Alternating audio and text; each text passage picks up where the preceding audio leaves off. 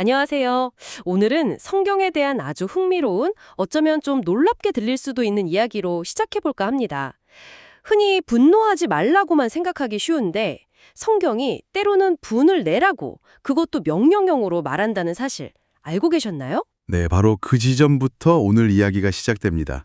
에베소서 4장 후반부를 중심으로 분노와 용서라는 어쩌면 우리 삶에서 가장 다루기 어려운 두 가지 감정을 깊이 파고듭니다. 맞아요. 그래서 이번 시간에는 켈러 목사의 통찰을 통해 분노가 단순히 나쁜 감정인지 아니면 다른 의미가 있는지, 또 언제 정당하고 언제 문제가 되는지, 그리고 이 모든 것이 기독교 신앙의 핵심인 용서와 어떻게 근본적으로 연결되는지를 알아보는 것이 목표입니다. 네, 단순히 이렇게 해라 저렇게 하지 마라라는 규칙 목록을 넘어서는 거죠. 그렇죠. 켈러 목사가 강조하는 옛사람을 벗고 새 사람을 입는다는 그 정체성의 변화라는 관점에서 이 문제를 들여다볼 거예요.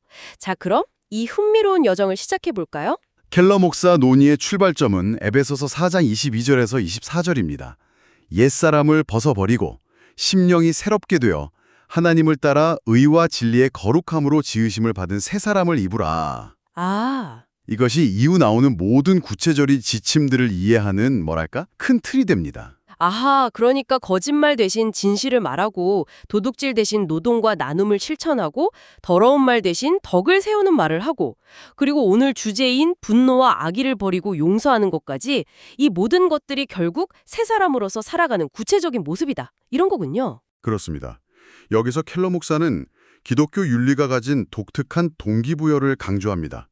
단순히 그게 옳으니까 혹은 그게 합리적이니까 행동하는 게 아니라는 거죠. 다른 윤리 체계와는 다른 점이 있다는 거네요. 네, 예를 들어 공자사상이나 그리스 철학, 인본주의, 이슬람 같은 곳에서는 찾기 어려운 동기들이 제시됩니다. 하나님의 성령을 근심하게 하지 말라라거나 결정적으로 하나님이 그리스도 안에서 너희를 용서하심과 같이 서로 용서하라는 말씀처럼요. 아, 그 용서 부분이 핵심이군요. 그렇죠. 즉, 내가 그리스도 안에서 누구인가라는 정체성, 그리고 하나님과의 관계, 또 내가 받은 은혜에 대한 기억, 이것이 행동의 핵심 동력이 된다는 겁니다. 켈런 목사 자신의 솔직한 경험담도 참 인상 깊었어요. 젊은 시절에 죄와 씨름할 때 그냥 의지만으로 이제 그만 하고 외치는 걸로는 별 효과가 없었다는 그 고백이요. 네, 그 지점이 중요합니다. 존 오웬의 죄 죽이기라는 고전, 읽기 쉽진 않다고 덧붙이긴 했지만요. 그걸 통해 깨달은 바를 이야기하죠.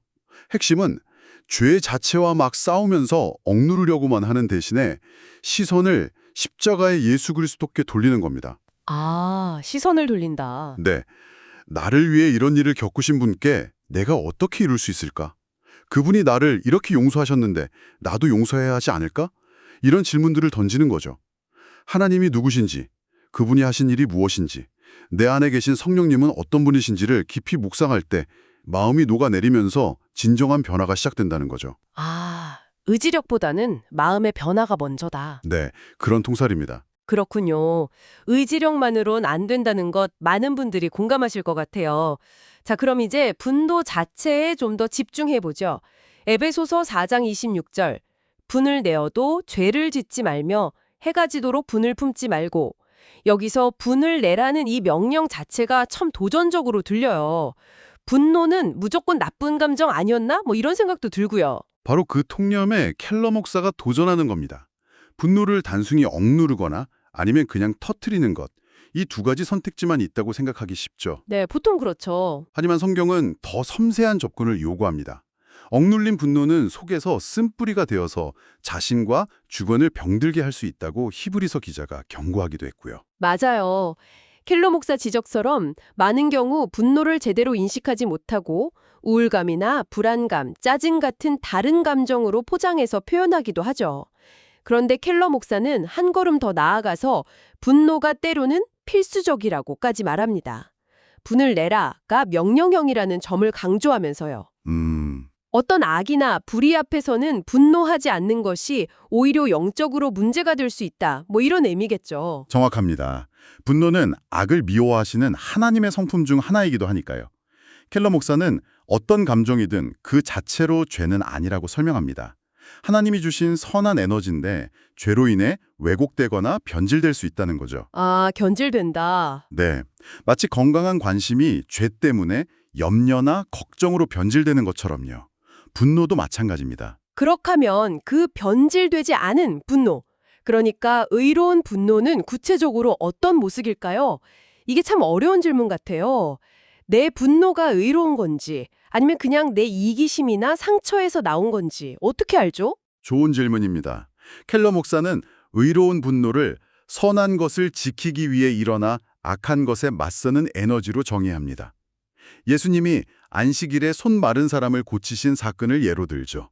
아, 마가복음에 나오는. 네, 예수님은 단순히 병 고침을 방해하는 바리새인들에게만 화를 내신 게 아니에요.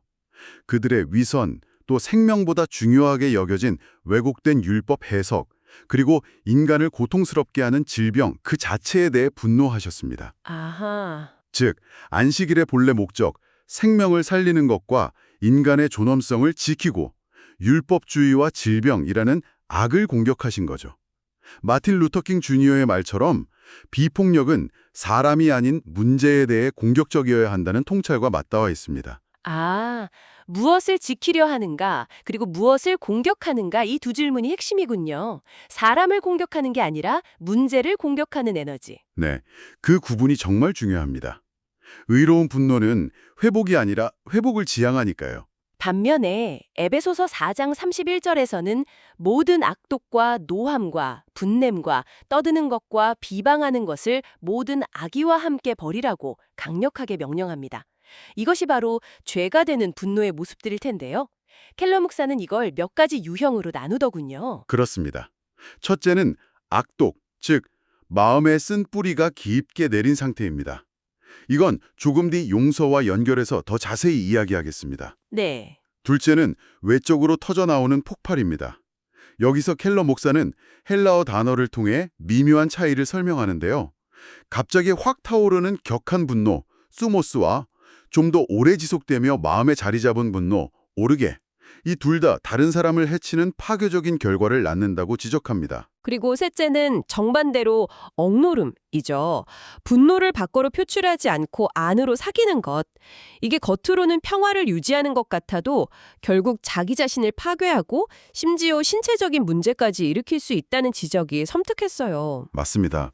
그래서 성경은 분노를 그냥 억누르거나 터트리라고 말하지 않고 뭐랄까 사용하라고 말하는 것에 가깝습니다. 29절에 덕을 세우는데 소용되는 대로 선한 말을 하라라는 말씀처럼요. 분노라는 에너지를 파괴적인 방식이 아니라 문제를 해결하고 사람을 세우는 건설적인 방향으로 사용해야 한다는 거죠. 여기서 켈러 목사 같은 그 아이들에게 소리 지르는 아버지 예시가 도움이 됐어요. 비록 좀 길게 설명되긴 했지만 핵심은 투명했죠. 네, 그 예시를 통해 무엇을 지키려 하는가, 무엇을 공격하는가라는 질문을 실제 상황에 적용해 볼 수 있습니다. 아버지가 월요일 밤 풋볼 경기를 보려는 자신의 편안함이나 계획을 지키려고 방해하는 아이들을 공격할 때 그 분노는 죄가 됩니다. 그렇죠. 단순히 폭발하거나 반대로 아무 문제 없는 척 억누르는 적 모두 잘못된 대처죠. 아이들의 거짓말이나 다툼 같은 문제는 실제로 다루어져야 할 악이니까요. 그럼 올바른 접근은 먼저 자신의 이기적인 동기, 예를 들면 편안함 추구 같은 걸 회개하고 마음의 초점을 풋볼 경기 대신 자녀의 소중함, 그리고 그들이 보이는 잘못된 행동, 즉 문제 자체의 심각성으로 옮기는 거군요. 그렇습니다. 그리고 나서 분노의 에너지를 자녀를 공격하는 대신 문제, 그러니까 거짓말이라는 습관이나 다투는 행동, 이런 것들을 공격하는 데 사용하는 겁니다. 진지함과 의로운 분노를 가지고 아빠는 네가 거짓말하는 이 습관이 정말 싫다. 이건 너에게도 좋지 않아. 우리 함께 이 문제를 해결해보자 와 같은 방식으로 접근하는 거죠. 아, 목표는 사랑 안에서 문제를 바로잡는 것이지 아이에게 상처를 주는 것이 아니다. 네, 물론 켈러 목사도 인정하듯 이 분석과 방향 전환은 엄청난 연습이 필요합니다. 넘어지고 회개하고 다시 시도하는 과정의 반복이죠. 듣기만 해도 쉽지 않네요. 정말 의지력만으로는 한계가 있겠다는 생각이 듭니다. 여기서 켈러 모사가 든 떡갈나무 비유가 떠오르네요. 가을에 죽은 잎이 겨울 내내 붙어 있다가 봄에 새 잎이 돋아나야 비로소 떨어진다는 이야기요. 바로 그겁니다. 진정한 변화는 하지 말아야지 하는 결심만으로는 부족하고 유기적인 성장이 필요하다는 비유죠. 예배, 기도, 말씀 묵상, 성도들과의 교제, 하나님과의 인격적인 관계 속에서 그리스도를 닮아가는 새 생명이 자라날 때 그것이 자연스럽게 옛 습관인 죄된 분노를 밀어낸다는 겁니다. 아, 점진적인 과정이군요. 네. 켈러 목사가 한국 선교사 로버트 토마스 이야기를 읽다가 깊은 감동과 함께 자기 연민에 빠진 자신을 발견하고 회개했던 경험을 나눈 것도 그런 새 잎이 돋아나는 순간의 예시 같았어요. 네, 하나님이 말씀하시는 순간을 포착하고 멈춰서 귀 기울이고 반응하는 것. 네. 하지만 동시에 중요한 균형점이 있습니다. 점진적 성장이라고 해서 죄된 분노를 용납해도 된다는 의미는 아니에요. 바울은 31절에서 여전히 모든 악독과 분노를 버리라고 단호하게 명령합니다. 아, 그렇죠. 버리라고 했죠. 네. 죄된 분노에 대해서는 문을 단호하게 닫고 다시 들어오지 못하도록 막아야 한다는 결단도 함께 필요하다는 거죠. 성장과 결단, 이 두 가지 모두 중요합니다. 자, 이제 이 분노의 문제에서 자연스럽게 용서로 넘어가 보겠습니다. 에베소서 4장의 마지막 구절 32절이죠. 서로 친절하게 하며 불쌍히 여기며 서로 용서하기를 하나님이 그리스도 안에서 너희를 용서하신 것 같이 하라. 여기서 아까 잠시 언급했던 악독이 다시 등장하는군요. 그렇습니다. 악독은 죄된 분노가 도달할 수 있는 가장 깊고 어두운 형태라고 할 수 있습니다. 단순히 화가 난 상태를 넘어서 누군가에게 계속해서 죄의 대가를 치르기를 바라고 그 사람이 잘못되거나 고통받기를 은근히 혹은 적극적으로 바라는 마음입니다. 상대의 불행을 들었을 때 속으로 쌤통이다라고 생각하는 마음까지 포함될 수 있죠. 하나님도 죄에 대해 분노하시지만 결코 악독하지 않으시다는 구분이 중요하겠네요. 하나님의 분노는 죄 자체를 향하지만 악독은 사람의 파멸을 원하니까요. 정확합니다. 하나님은 죄인을 미워하시는 게 아니라 죄를 미워하시고 죄인이 회개하고 돌아오기를 바라시죠. 악의가 없으십니다. 이것이 악독과의 결정적인 차이입니다. 켈러 목사는 우리가 이 악독을 버려야 하는 이유를 두 가지로 설명합니다. 첫째는 악독이 결국 자기 자신을 과거에 가두기 때문입니다. 아, 자기를 가둔다. 네. 켈러 목사가 예로 든 아버지에게 억지로 교회에 끌려갔던 상처 때문에 자기 자신은 절대 교회에 못 가게 막는 남자는 여전히 그 분노와 상처의 노예로 살고 있는 셈이죠. 그렇네요. 그리고 두 번째 이유는 더 근본적인 것 같습니다. 악독을 품는 것이 우리가 하나님께 받은 용서와 정면으로 배치된다는 거죠. 하나님이 그리스도 안에서 너희를 용서하심과 같이 서로 용서하라는 말씀, 그리고 우리가 매일 외울 수도 있는 주기도문에 우리가 우리에게 죄 지은 자를 사하여 준 것 같이 우리 죄를 사하여 주시옵소고라는 구절과 직결됩니다. 네, 맞아요. 용서하지 못하는 마음은 어쩌면 내가 받은 용서의 깊이를 제대로 깨닫지 못했거나 잊어버렸다는 증거일 수 있다, 이런 말이군요. 네. 켈러 목사는 우리가 용서하지 못하는 주요 원인들을 분석합니다. 첫째는 교만입니다. 나는 저 사람과 달라. 나는 저런 잘못은 안 저질렀어. 라는 은근한 우월감이죠. 자기의? 그렇죠. 이런 자기의, self-righteousness 없이는 누군가를 향한 악독을 유지하기 어렵습니다. 둘째는 역설적이게도 자신이 용서받았다고 느끼지 못해서인데 켈러 목사는 R.C. 스프롤의 통찰을 빌려 이건 역시 교만의 다른 형태일 수 있다고 지적합니다. 아, 이 부분이 좀 복잡하게 들렸어요. 죄책감이 너무 커서 용서받았다고 못 느끼는 게 왜 교만이라는 거죠? 이해가 잘 안 가는데요. 켈러 목사의 설명은 이렇습니다. 만약 우리가 하나님의 용서를 값없는 선물, 즉 은혜로 받지 않고 마치 내 노력이나 회개의 깊이 혹은 충분한 죄책감을 통해 얻어내야 하는 것처럼 생각한다면 아, 내가 뭔가를 해야 한다고 생각하면 네, 그것은 결국 인간적인 공로사상에 기반한 교만이라는 겁니다. 하나님의 피 흘리는 자선, bleeding charity 앞에 완전히 항복하기보다 스스로의 어떤 상태, 예를 들면 충분히 뉘우쳤다는 느낌 같은 걸 통해 용서를 확보하려 하기 때문이죠. 아, 그러니까 은혜를 은혜로 받지 못하는 거네요. 그렇죠. 자신의 기준에 미달한다고 느끼기에 용서받았다고 확신하지 못하고 따라서 다른 사람에게도 값없는 용서를 베풀기 어려워진다는 설명입니다. 와, 정말 생각할 거리를 많이 던져주네요. 스스로를 너무 자책하는 것도 교만일 수 있다니. 그럼 용서하지 못하는 가장 흔한 이유는 뭔가요?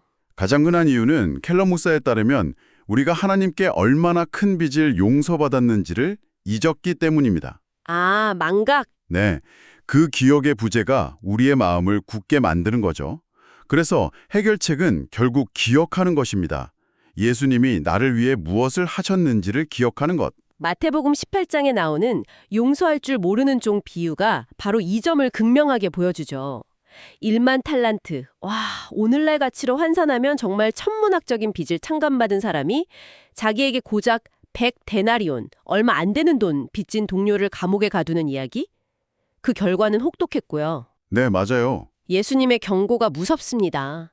너희가 각각 마음으로부터 형제를 용서하지 아니하면 나의 하늘 아버지께서도 너희에게 이와 같이 하시리라. 바로 그 기억의 힘입니다. 내가 받은 용서가 얼마나 엄청난 것인지를 깨달을 때 다른 사람의 잘못은 상대적으로 작아 보이기 시작하고 굳었던 마음이 녹아내리며 용서할 힘을 얻게 된다는 것입니다. 켈러 목사는 톨킨의 글을 인용하며 이 경험을 달콤한 눈물이라고 묘사합니다. 달콤한 눈물? 네, 자신의 죄와 하나님의 은혜가 만나는 지점에서 터져나오는 슬픔과 기쁨이 뒤섞인 눈물, 그 경험은 사람을 근본적으로 변화시킨다고 말하죠. 오늘 정말 기쁜 이야기를 나눴네요. 분노가 단순히 억제해야 할 악이 아니라 때로는 악에 맞서는 의로운 에너지로 사용될 수 있다는 것.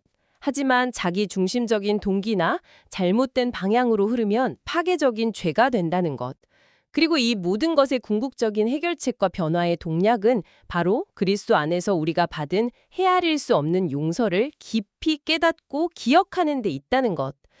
이 기억이 우리의 마음을 녹이는 열쇠라는 통찰이 마음에 깊이 남습니다. 켈레 목사는 이 지점에서 한 가지 더 흥미로운, 어쩌면 좀 역설적인 결론을 제시합니다. 하나님의 용서를 깊이 경험하고 그 안에서 자유로워질수록 우리는 불의에 대한 의로운 분노에는 더 명료하고 담대해지는 동시에 죄책감이나 인간적인 두려움 없이요. 그러면서도 개인적인 악이나 원한에서는 더 자유로워진다는 겁니다. 아, 의로운 분노는 더 자락이 되고 악의는 없어진다. 네, 즉 불의에는 민감하게 분노하면서도 사람에 대해서는 더 빠르고 깊게 용서하고 포용할 수 있게 된다는 거죠. 이 모순처럼 보이는 두 가지 모습, 빠른 의분과 빠른 용서가 함께 성장하는 것을 받아들이는 것이 어쩌면 여러분이 일상에서 마주하는 갈등과 불의 앞에서 어떻게 반응하고 행동할지를 새롭게 바라보게 하는 창이 될 수 있지 않을까요? 한번 곱씹어 볼 만한 질문인 것 같습니다.